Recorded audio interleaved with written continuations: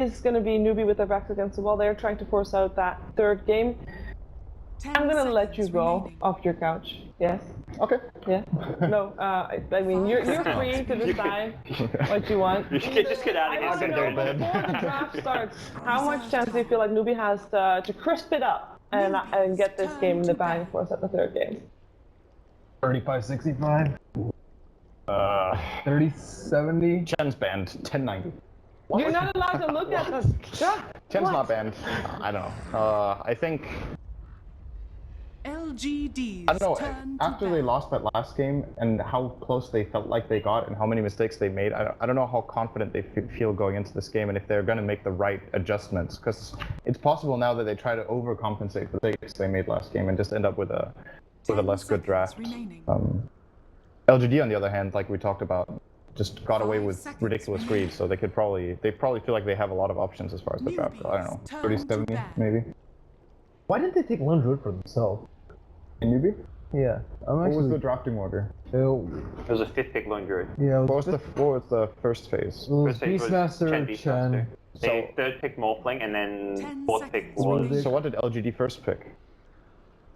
First pick Witch Doctor? Witch Doctor. First pick was Chen the overall first pick? No. Chen was Beastmaster. the second pick. Oh yeah, Peace first.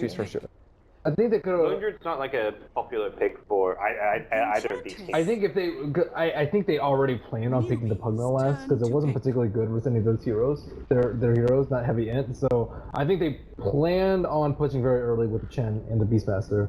But the Morphling was okay, but I think with the Lone Druid they could have just broken the high ground much earlier. Yeah, for sure. Guys, we have Enchantress. Wow. I was looking at that was like the obvious. No way, Newbee definitely knew coming into this if left was going to get first pick. That's what bo3 seems to be doing in all their series, all their games today, and we have a plan.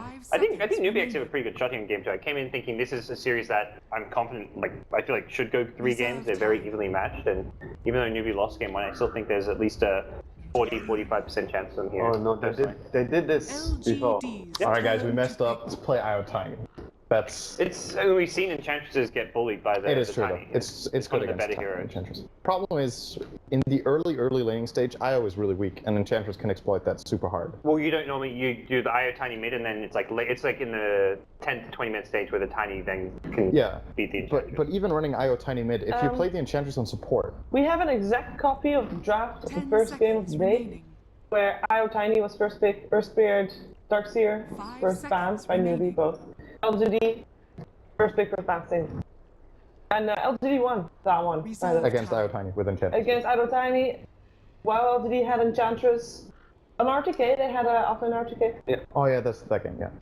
It was a very close game. And they had, on the side of Newbee, they had the Shaman, Queen of Pain, and Phoenix. Turn to ban. What I was getting at with Enchantress is, if they were to play it as a support, then no matter which lane IO is in, you can pressure the IO really hard. With because it doesn't really matter what creeps you get as long as they're not completely awful. You can just run at IO and annoy it, so Tiny doesn't get a good lane. Knowing LGD, they probably put it off lane for RTK though. I don't think they have played it on MMY. They did one game? Yep. Okay. DDC played it. Okay. I kind of like that approach more against IO Tiny, to be honest, of playing it as support, because putting it on core can pay off really well, but at the same time, with IO Tiny being so good against it, you could also have a lot of farm kind of going to waste, because you can just get comboed early on. I think it depends on whether or not you can invade their jungle. If you can park the Ent in the offlane and have someone who can play in their jungle aggressively, then I think it's... For sure, if you could do that. Yeah, it's worth it. Yeah. But then again, you would think, okay, if we can put Enchantress in the offlane and have someone in the jungle, you could also just swap them around and then have the other guy in the offlane be the core instead. Change, by the way. Witch Doctor was the one that LGD went for instead of the Disruptor in the first game today.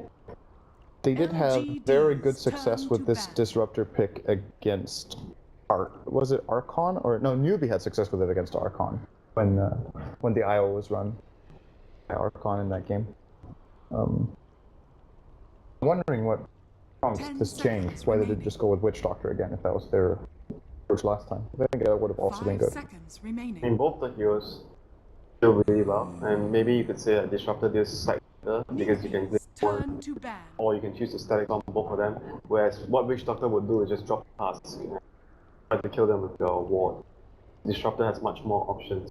I also think we've seen Slark rise a lot in stock today. He was picked a lot in last series. He was picked in last game. Disruptor. Disruptor's much better versus Slark than the Really, other really Disruptor. good. Yeah. You force the start into an early BKB. Off topic, you know, which hero? We had a hero forecast we thought was going to be picked a lot, and it was picked like every single game day one. Is Void. Void is like just not a hero after day one.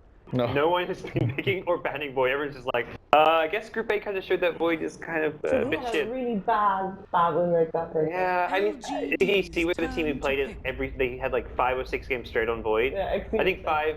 He played 4 games of Void on that one He game. played incredible. Like that's the thing. They were losing though. So they were losing, but he was not the reason why lost. We actually talked about how stats can be misleading, and that being one of the examples because I think Void still looks solid, but it's a bit slow paced, perhaps. Slow I think. pace, yeah. Yeah, It looks solid, but it's slow pace.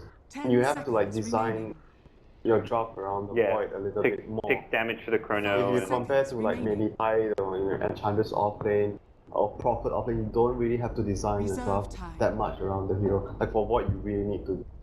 This Jugger pick is super good, by the way. There's so many good things to be said about that hero right now. It's great against Enchantress. Both the Blade Fury and the Omni Slash are good tools for bringing her down with her low health. The Healing Ward has really good synergy with Tether. He's one of the carries that can deal with Disruptor pretty well. You have a natural glimpse counter in your arsenal. Very, very good. I think even the overall strategy, like when they want to be able to NewBee often win lane, push towers early, having Healing Ward to back up your Tiny who's sieging the tower is just going to help out a ton. Like not just the synergy with the tether, but the synergy with the push and the overall strategy. Yes. Offlane Enchantress. Yeah, this gives a lot of information away. I think it was Swindle who said earlier that he didn't really like when a team did this opening where because now if you're newbie, you know exactly what you're dealing with already. For LGD, we know that they always keep Maybe and Silas hero to last. That's just how they pick. They find that element of surprise. Yeah, maybe they more want that element obviously for their own benefit, so you can actually conceal your 2 most important heroes. Yeah, the way they look at it, like, well, who cares if we reveal our support duo? Like, our support duo is not the... It can have an impact regardless of whether the opponent knows what we're going to be doing. And it's more about like finding what works for a team. Like every team has their own thing, you know. I actually think Slark is really good for LGD. A bit risky, perhaps? Why Rubik again? We discussed this a lot just a couple minutes other ago. team this time at least.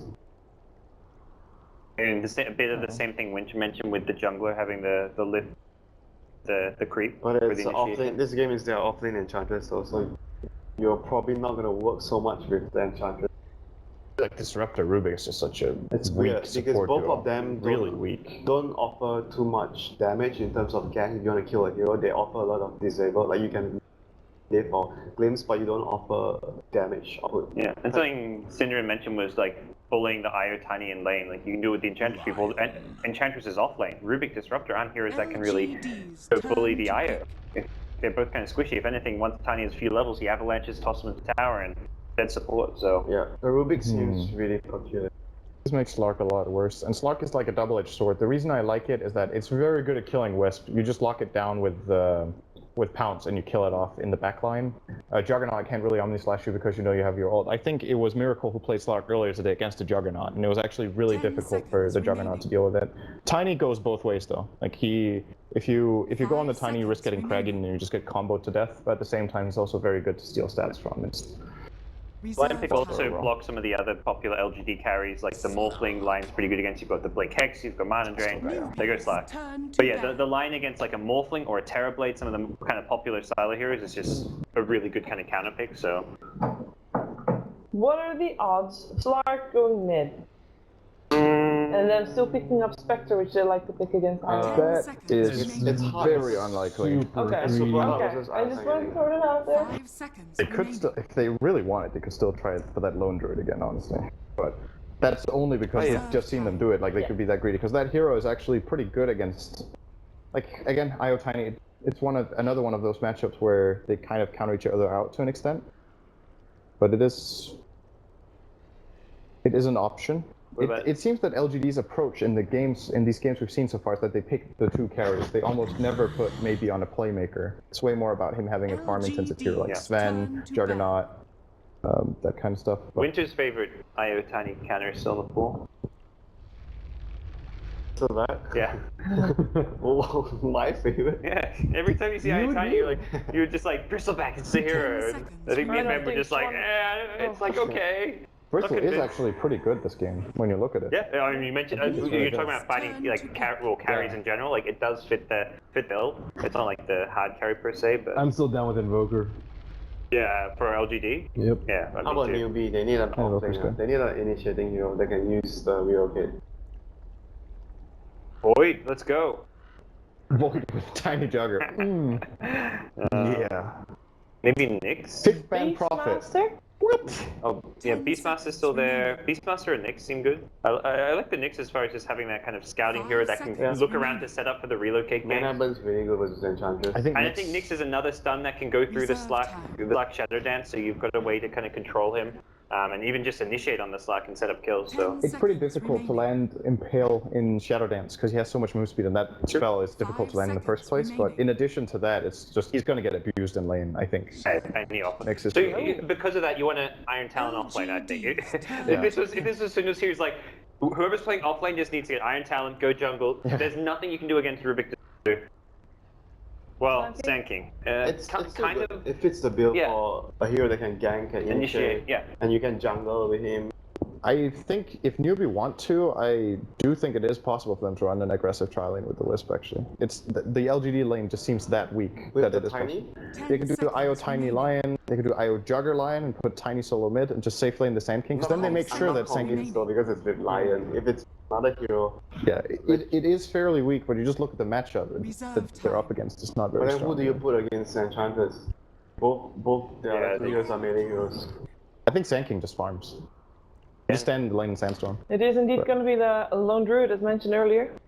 Silo, Same draft. it's pretty good against IO Tiny with Savage Draw now. You just get it level 2, it protects you against a lot of the kill potential of this duo. It's like you're watching a different world in this matchup between these two teams. They last banned Nature's Prophet and they last pick Lone Druid. And like the other matchup that we've seen today is just the first ban every game. They are two teams that know each other very, very well. Yeah. So there's I'm a bit surprised because I think Nature's Prophet's actually one of ROTK's best heroes, but obviously in this game he got Not Enchantress. now, though. He has been very good with it in the He has past. been very good in the past, but right now I don't think it's his best hero. Like he's been more suitable. Because in this team, Syla and maybe will take a lot of farm. He That needs is to be true. on someone That is that very takes true. the least. Gentlemen, you're no longer couch 10 bound. I want to hear seconds your remaining. predictions. Go, Winter. LGD. 5 seconds Stop. remaining. Valgandier. Is it about which draft is best or who's going to win? Who you think is going to win based on the draft or just in general? Who do you think is going to win? Cinderella. Okay, I think LGD are going to win, but they don't have a better draft. Are they? Yes, I'd say That that exactly? feeling is Cinder. I'm gonna go. I think Newbee are fine actually. I really like Newbee's draft. Okay, guys. Let's see if Newbee can force that to a third game and prove these analysts wrong. It is time for game 2 of LGD versus Newbee.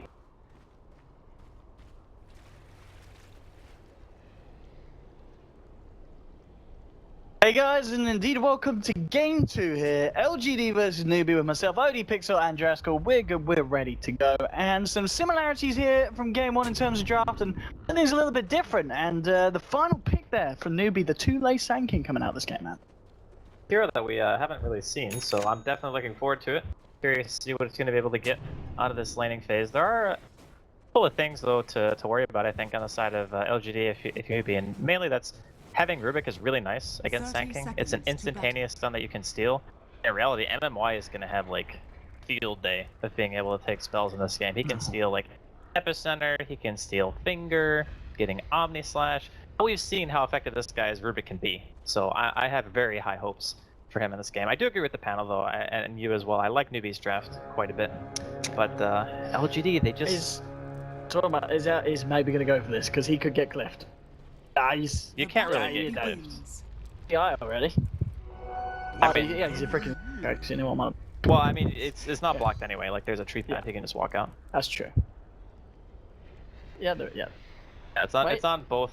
Oh, you mean that cliff? This cliff. I'm talking about this cliff. Okay. What cliff are you I on was about? looking at the other cliff. I would have tiny at the other cliff.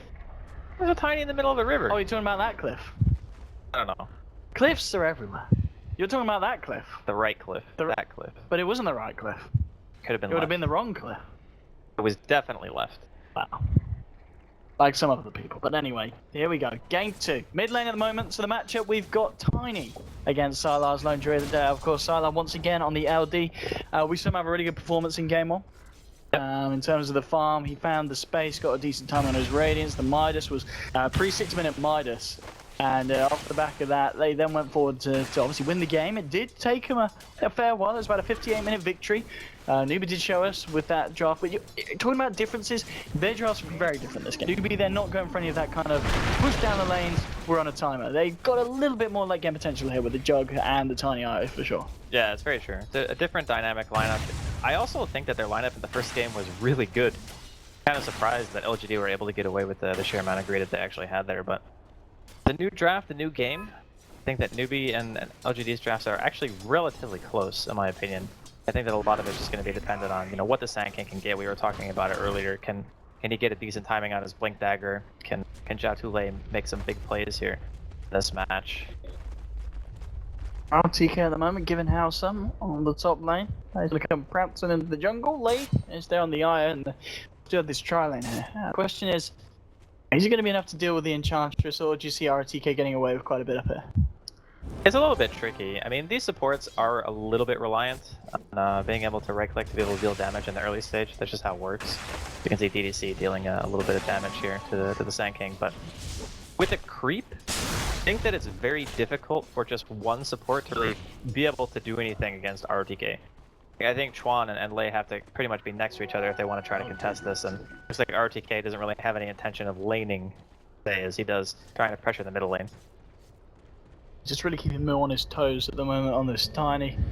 Shut down what he can get, and we are starting to see Sylar breaking away 12 for 9 against the 6 for 2. I mean, Sylar, he's pretty much not missing a single creep regardless of the side it's on. This is pretty perfect at the moment.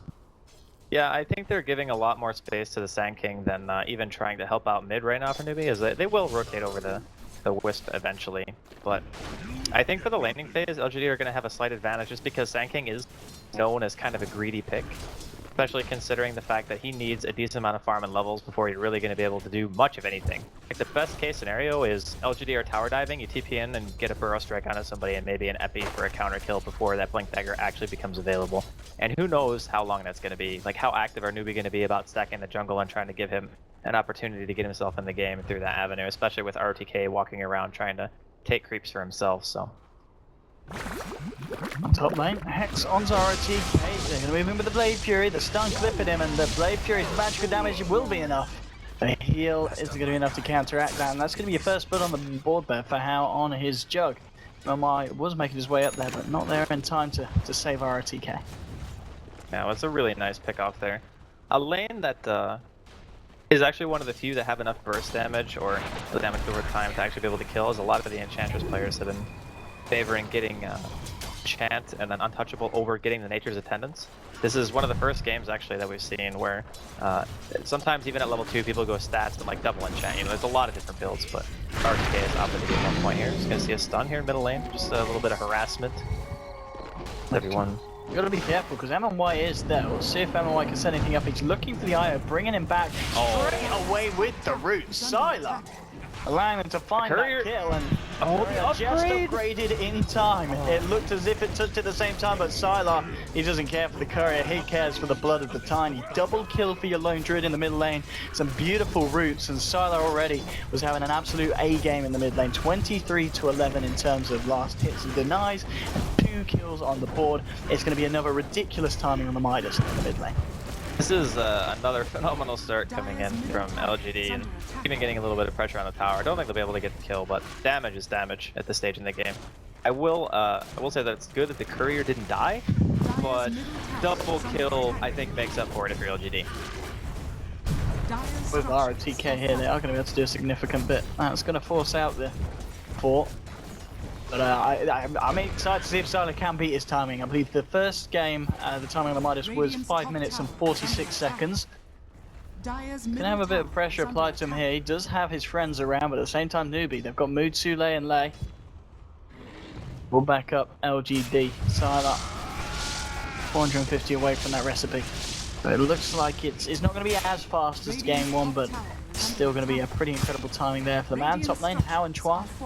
the space here to do a bit of their own pushing. And RTK is going to head back up there. He's level 3 now on the edge. He'll come out and soak up the XP from this way, but how they want to go for this Chuan. Close enough to get any kind of a lockdown. RTK needs to be careful. How does have the Omni Slash. Newbee, they'll find the space here to take the tower. I'm actually kind of surprised he didn't go for the Omni there. Like, he mangoed and walked forward like he wanted to Omni and then didn't. He only has 522 health. I'm pretty sure RTK would die before the Nature's Attendants were able to heal him up too much, but tower is a tower. He will be okay with it. It's double damage going to be taken here by MMY. He's going to go for this one. He says, Lay, I'm going to give you a good punch. He does have his mate move though, so he tethers over. We'll be fine. So let's check up on the Midas money. Sylar closing in on that one. Looks like it's going to be about a minute slower than game 1, but I think we'll let him off. We'll let him off, Sylar. Well, he was technically against a dual lane. I mean, he was doing this game on hard mode. Yeah. Doesn't seem to affect him too much. Nope. I'll give him, you know, an extra minute for playing against 2 heroes instead of 1 this game. I mean, bottom lane, sentry dropped. Going in, maybe. We're too late. Get the glimpse back there from TDC on the disruptor, and too late is going to go down. That's a kill there for your Slark. Maybe he's also got a Shadow Dancer. He's going to feel confident sticking around. He's pushing this lane in for the tier 1. Mid lane moves in trouble. MMY with the telekinesis. They're going to hope for a route. They are going to try to be able to find it. Mood turns around with the avalanche and seeing if he could have got the toss onto the bear to take it down, but it's not going to be the case.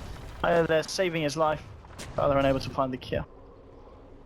This game is going to be very heavily predicated on this Sand King right now. Level 5. That's really good, and he's got about 800 gold. I don't know if he can even go Arcanes. Is the timing that LGD is going to hit, like Sylar, he's already 7, which means that his bear has Demolish, he's got Midas. Probably going to hit roughly the same Radiance time as he did in game 1, assuming he doesn't die.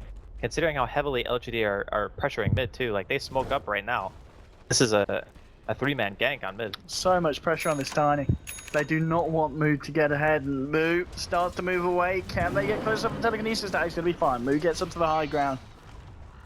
Straight away. Not leaving himself in any danger of being picked up there by the Rubik. And Chuan also smoked up for Newbee. Doug, for the use of the Omni Slash, did just pick up drums, so they are going to be able to chase and dive. It's going to be the wraparound between the tier 1 and tier 2. Let's see who they find. RTK, which way is he going to wander? On. And the boy there on the high ground, and they're going to just go grab him white. They'll get the Hex off, How moving forward. A couple of right clicks should do it. In fact, this is going to be the toss in the avalanche. Straight up from Move, finding themselves to kill. How? Oh, he gets rooted under the tower. Sylar and his lone druid. These roots, I mean, he is hitting them every single time. I think, honestly though, that was just very aggressive coming in from Newbee.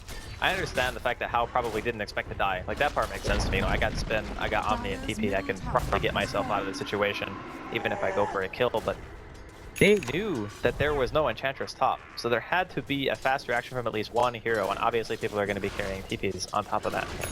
LGD start just seems to be really strong again. DDC almost level 6. It's only 9 minutes into the game. He's going to have that static storm ready and waiting. I like the fact that they rotate maybe with MMI when they do that smoke gank, because obviously it allows DDC to get the experience in the lane solo. And because of the fact that Newbee were also rotating on the middle lane at the same time, it was just good luck that LGD were kind of in the area when they were going for the dive and trading a 2-for-1, giving away the kill on the Juggernaut too. Definitely LGD favored. We're just going to head up to the top to get a bit more there in a safer position. LGD, they might try and go for something on the bottom lane. Chuan, smoked up. He can get himself in for position, their position. He's nearly got a level 6 and leading straight away. And with the Omni Slash, maybe. Oh! That was close. He get the Shadow Dance off, but yeah, regen not enough there to save him from the damage of Newbee. But they get the kill that they're after. Big pick off there onto the Slark, and nicely done by Chuan, Tule, and Hal. That's a really good kill. It opens up a little bit of space for Tule to get closer to his Blink Dagger. Did Slark get his Midas even though he was incredibly close to the Midas recipe core? Yeah, that kill was very costly for LGD. Something that Newbee needed to get themselves back into the game in a big way. Rylark? Yeah, I think he's fine with that. He's like, you want to come at me, we'll fight. And actually, talking about Midas for Slark, do you think because this game he did go for the Treads Aquila first, he is just going to go for the Blink, or will he still go for the Midas? He might. Last game he went for the Midas straight up first before the Treads on Aquila. Yeah, he might think the pace of the game is a little bit too fast Yeah. to warrant buying Midas this game. And I do think that on Slark, if you're going to buy Midas, you want to buy it first because he actually benefits greatly from just getting extra levels in Shadow Dance and being able to max out Pounce and Dark Pact early. He's one of those cores that is about as gold reliant as he is experience reliant. So I do think that he might just forego it completely and just go blink. They're caught up by telekinesis. They've got the static storm for this one. They want to get the return kill onto How. They will. Earlier on, just a couple of minutes ago, he may have taken down maybe, but this time the turnaround's there. They'll get themselves the kill on the Jug. They'll look for the tier 1. Find it. Chuan's coming in, but he's on his own. Drums now done on Tiny. And again, we're seeing one of those lineups where multiple pairs of drums will be coming out. And a lot of teams doing this. And I guess it is just down to the fact that drums, pretty good item at the moment.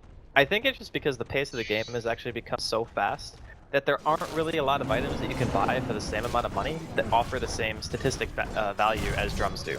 I mean, it just fits into a lot of these heroes that not only have the ability to play that fast tempo, but just have these early game fighting abilities like the spin obviously from Juggernaut and Omni, being able to push, having healing ward, Tiny obviously stun toss with Wisp is great.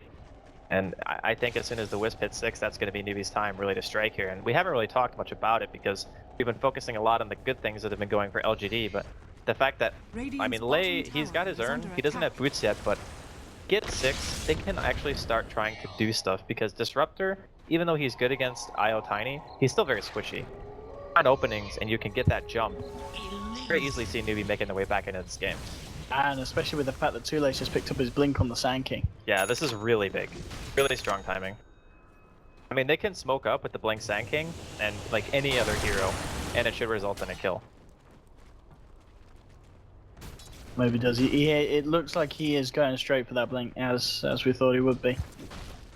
Executor first. He's gonna have the money in the bank any second. It's literally right. Actually, he might go Shadow Blade. Okay, no, it's blink. I was just gonna say that he does go Shadow Blade. It's good against Tiny, and it's good against a Jug or Silver Edges rather.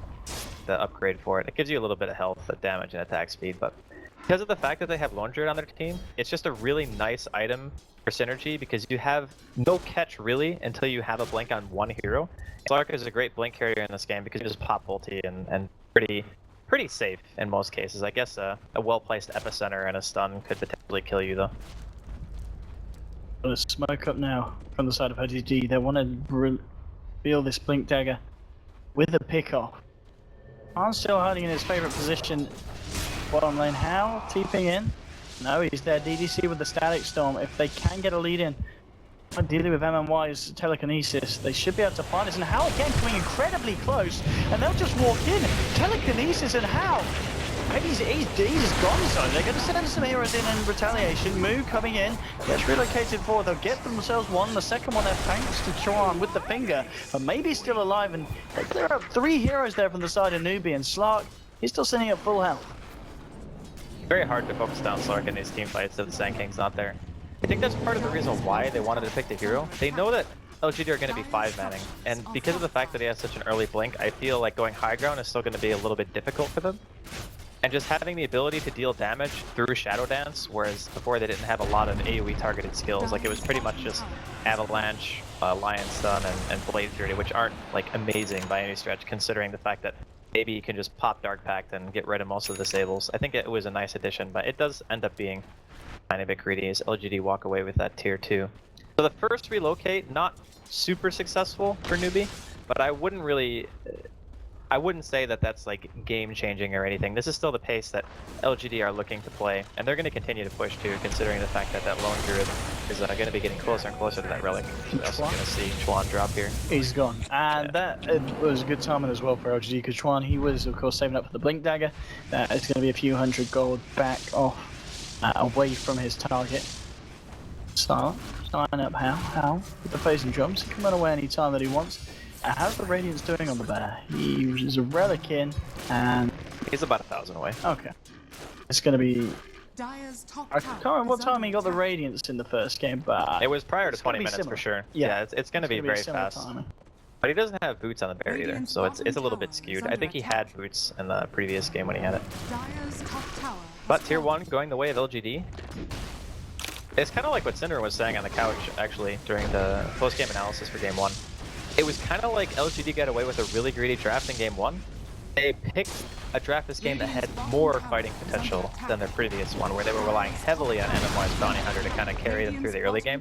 This time around, everyone can kind of pull their own weight, and I think it's been reflected pretty heavily in how much of the map control advantage they have right now. It's just some of the farms insane. The fact that Ench has got her drums, her Dragon Lance at 15 minutes. She's pretty much parallel with the net worth of the Tiny, and she's ahead of the Jug.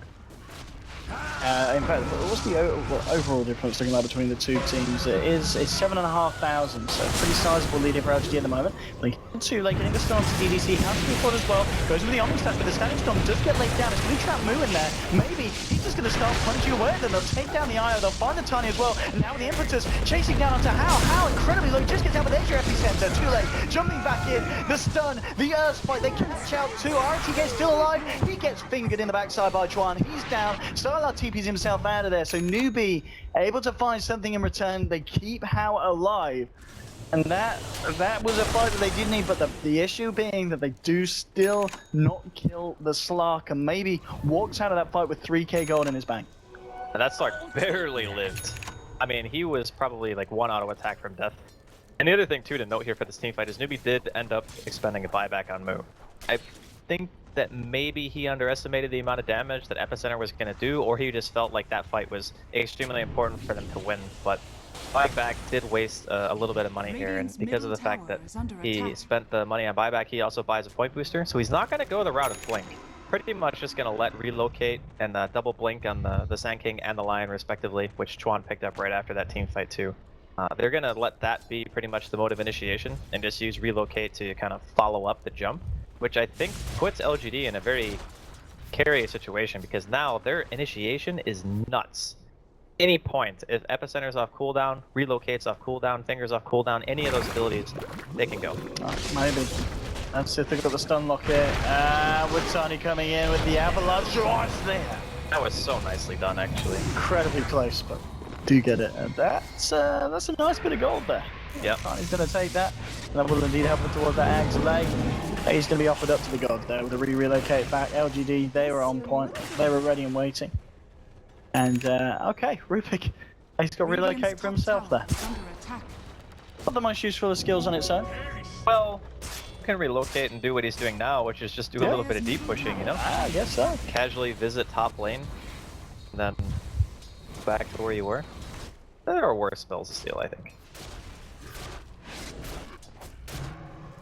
The unfortunate part is you can't actually steal, you can't steal Tether and reload. It would be kind of OP if you could though, right? Being able to steal both abilities with one spell. Pretty decent. What NewBee ready to do here if LGD do come in with the push. I think LGD again is certainly going to be feeling that they are in a position of comfort. I mean, do you feel that LGD are going to feel any need to push too kind of rash? I mean, they've got a Slark, they've got a Lone Druid. Taking that late against a Jug and a Tiny, do you have to favor LGD's two cores? Well, I think it's a different dynamic. Like the way that the teams play it out, NewBee have much more pick potential than LGD. LGD really only have one form of initiation, and that's maybe on the Slark. Whereas NewBee have 2 Blink initiators, and they have a Wisp Tiny. So at any point where they feel like they can take an engagement, they're just like, boom, we're there. You know, there's no hesitation, they can just be in. Whereas LGD in a full-fledged 5 versus 5, they still also need to be very wary of things like Epicenter. So as the game kind of stretches out, I would actually say that NewBee probably hold the advantage just because they have more options. I don't know why. The jungle on his own, and he's going to walk into a few of them. He will jump himself away at the same time, but maybe he's going to be jumping in onto lane. Covers himself across. Now MMY, he was acting as the bait. He drew Moo all the way around the corner. He gets caught in the Static Storm, will get glimpsed back. Now the Impetus flying through from RTK. Jump in from Maybe. He's chasing this one down. Moo's going to get the backup of Lay, and Lay will save him with the relocate. They'll take the Tiny out of the fight. Out. Should be fine here.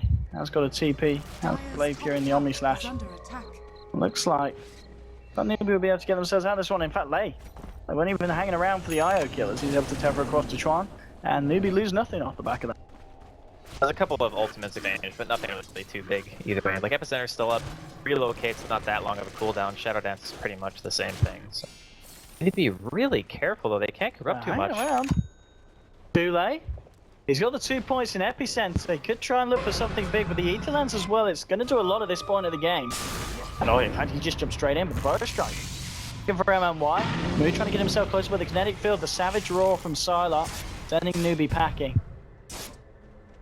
And Newbee won't quite be able to find that big jump in that they wanted with the defense, but they do hold on to the tier 2 and they do force LGD to back down. It's really unfortunate that the Newbee didn't have a lane ward there, because when they walked up, LGD dropped one just to see if there was going to be anyone else coming. Ended up that ward allowed them to drop that kinetic field, just stop them from progressing and starting the team fight, because as soon as that Tiny goes in, the Sand King can like reset and go for an epicenter, but if they had that ward, they could have easily seen the two supports were right on top of each other. An epicenter like that just would... Jumping in onto Moo. Moo turns around with the combo. In fact, the combo just blows up Slug. All right. Nice slide he got there. Moo, he's wandering around. He doesn't know what he's doing there. He's trying to walk towards ground base. He's dead. How? Gets the Omni Slash just before he dies. But he will die indeed. 2 for 1 at this point. Too late. Rooted up. Sylar clearing this one up at the moment for the side of LGD. They do get 3 in trade of the Slug. That was a really bizarre Slug fight. just disappeared. That's the one reason why I think that when you itemize Slark, like this build, because of the fact that he goes for Yasha instead of going for the Scotty, like he wouldn't have had it now, obviously, but he would be very close. You need the stats to live through burst damage. So if you can't live through like a finger or a tiny combo or And something he was like that, on Agi Treads. well, I mean, I think he was dead anyway. But either way, I don't know, Matt. it's a more farm-oriented build. Okay. Okay. Bear down, boys. That's bestiality, boys. Don't try it, huh? Well, that's 300 gold. That's what it is. Actually, do try it, huh? Then 300 gold. Deal. Wow. Really. It's bad. Speaking from experience, that. I mean, I just don't want anyone going to jail alone. Yes, we don't want that. 10 for 16 at the moment. Net worth still in favour of LGD. I mean, what the Newbee have to do to kind of really swing the back? We saw them there, how easy they can kill the slot because of the situation. Well, that They team... do have the one bug. If they can get the jump, which they've got a lot of heroes that can jump in. They've got the catch. Yeah, it's not a matter of having the catch or not. It's just the way that team fight kind of rolled out. I think the Tiny just assumed that he was dead. Like, he killed the Slark, gets glimpse, and he's like, okay, I'm dead, but I'm going to try to deal a little bit of damage, so he runs, tries to hit somebody. Problem is, the Sand King didn't get epi off. Jaktule needs a good epicenter in those kind of situations. If you've already traded your only real, like, strong bursting core. So, it was a weird engagement, to say the least, and I don't think that you want to take fights that way. They want to be trying to pick, and they don't want to be taking the full-fledged engagement unless the Sand King is ready. Throws out a casual burrow strike into Disruptor when they're carrying sentries, and they also have a Rubik. You're just going to get it stolen, and you're going to get blown up. As we were saying, Newbee, they certainly got the tools to pull off something big in these fights. You do make these mistakes, and now Antoine, Iki here on the tree line on the bottom. They are able to get some kind of jump if LGD come out. It's just going to be Sarah with the bear. Slowly farming out the creep wave with the Radiant Spur. How? Still waiting. I think someone's going to bite. Come out the lane, but LGD just playing very carefully at this point. Pings towards the top, lines are being drawn as well. Smoke. And DDC, RTK and MMY to try and get in position. And Moo and Lei are here. Moo dropping his way into the tree line, and that could be some smart play from Moo because he TP'd straight out of there. And that was a good move from Moo. Lei's going to go for the TP as well, but they've got the glimpse. Io won't be as lucky as the Tiny. Moo, the smart decision to get himself the hell out of there. That was very good awareness. But more importantly, MMY got his hands on Overcharge. Best spell ever. But in all seriousness, it's LGD controlling the map. They're just going everywhere looking for the team fights. They're not really letting the IO and Tiny farm on their own accord, which is something that you very commonly see, and a big reason why I think they're warding the way that they are too, is it's very common to see the IO Tiny just being together, pushing out lanes that are close to the base, farming the woods, generally playing safe and or off map because they know they can always get to the fight. There's never going to be a stage where the IO Tiny can't be there as long as relocate is available, so the way that they're playing around it is just pressuring those heroes directly and picking it so you never have to worry about the surprise factor of them just coming into a team fight when you try to go for maybe like kill on Hao, for example. So pressure continues. This ward might pay off. And Tule is about to feel some of this pressure. LGD looking for a bit of a wrap round. They're going to jump straight in with the telekinesis from MMY. Bam! Tule caught out and taken down. He's out for the count for 50 seconds. No buyback here on the man, and LGD look this period as an opening to just go in for the Roshan. And indeed, without the Sand King, it's going to be pretty hard for NewBee to contest. Yeah, this is a really tough game for Sand King, to be honest. Telekinesis is such an annoying spell because if you're sitting in Sandstorm, even without detection, you can very easily just throw Telekinesis, one of the people onto you, you get stunned. There's Static Storm, there's mass entries like Glimpse, is just a total nightmare. And you kind of have to be one of those guys who has amazing positioning throughout all the team fights, because without your ultimate, the team fight is super hard to win. And not only that, but at the higher level MMY gets, like he's 11 now, he's going to start getting more points in the null field. He might even opt to go for something like a pipe if he's sitting on 2200 gold, or maybe he just goes, you know, full YOLO buys an Aghanim and stuff. Stop. And boom. He's having some Asylum. MMY with the Stolar's stun from the Sand King jumps in. IO, I mean this IO, he's had to bail out Mu a fair few times, and late this time there's not going to be any chance of Tether 2. The man's going to be dead. He's talking about being dead out. Quite in the mid lane here. And this man, he's a dead man. Can't get himself out. The control there, more than enough from Disruptor. At the same time, of course, LGD did pick off fire on the way back in. And maybe he spots out more with the ward there by the secret shop, jumping up to the high ground, looking for Tule. Tule will get themselves the blink out. Be a blink picked up on the jug, and the 4-star now on the line. So if you need mobility, NewBee have got it covered, but LGD got the team fight control with Disruptors. We saw that from DDC. Yeah, the Blink Dagger is kind of a nice choice because in a perfect world you can blink and then find like the Enchantress, or you can go for the Disruptor, get like smart kills that are fairly high priority. But the problem is there's Glimmer on the Disruptor right now, and MMY has almost got full Yules. So both of those heroes are going to have ways of stopping your ultimate. Comes LGD just massacring the mid-racks right now of NewBee, and there is just no rebuttal whatsoever.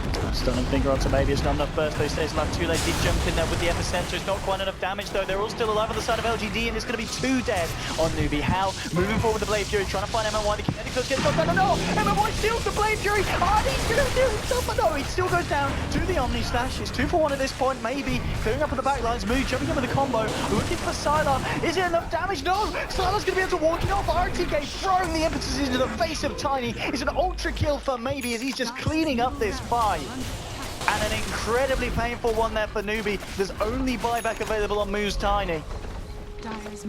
And that could be game ending here. NewBee needs something big. They've got to wait 30 seconds really before they've got Jug in that line. Did they just GG out? It's all too much. LGD do it there with that final advance. And the slug just got too fat. LGD just played so well this game. Honestly, I gotta play so well this series. Oh, of course. Even in the last series, I gotta give a shout out to my boy MMY. He played a very, very impressive Rubik this game, and nice top. Just the amount of time that he was able to buy in the team fight, like it seems like small stuff, but just living for a couple extra seconds, forcing a core to decide if he wants to commit to you, you know, like how's like, do I go for the kill? Do I not go for the kill? Okay, well now I'm dead because I tried to kill the Rubik. Obviously LGD were already in a very, very good position, but man, they look pretty